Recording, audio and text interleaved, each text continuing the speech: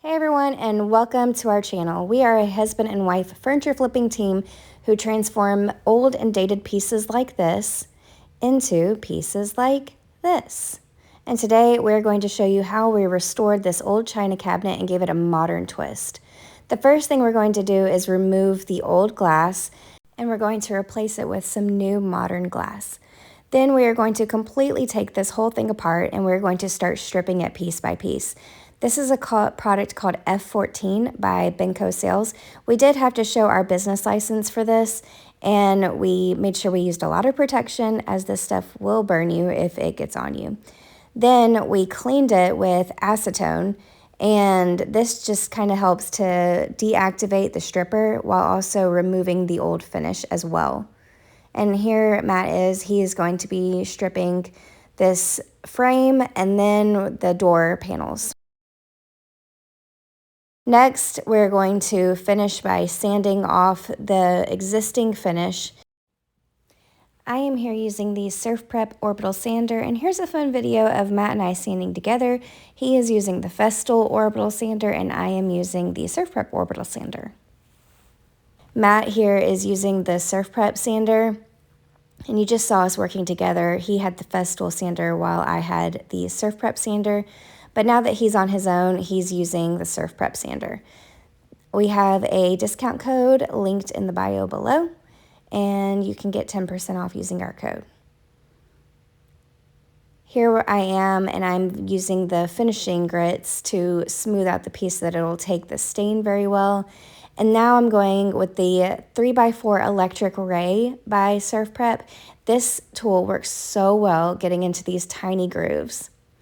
Now I'm sanding off the finish of the frame, and here we are doing the shelves. And you can see our mini golden doodle is always by my side.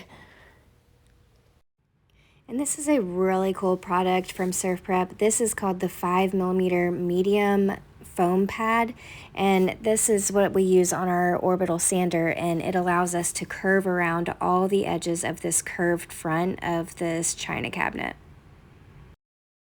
And here is a really good eye level view of how this is hugging all those curves, and it really makes sanding a breeze and so much more enjoyable. Now for the stain color that we chose to give it that really cool look. We tried a bunch of different stains based on her inspiration pictures, and what we settled on was a reduced ash gray gel stain, and we reduced it to 50% ash gray gel stain and 50% mineral spirits. That's the cool thing about gel stains, is that you can reduce them with mineral spirits. Had we not reduced it with the mineral spirits, it would have been a lot darker, which is just not the look that she was going for.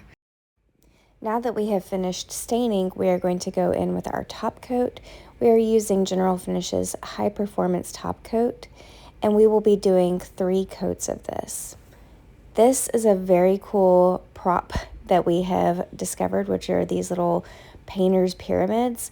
So it allows us to prop up all these different shelves and drawers and not have to worry about getting it stuck to the bottom if that paint is still wet or anything like that.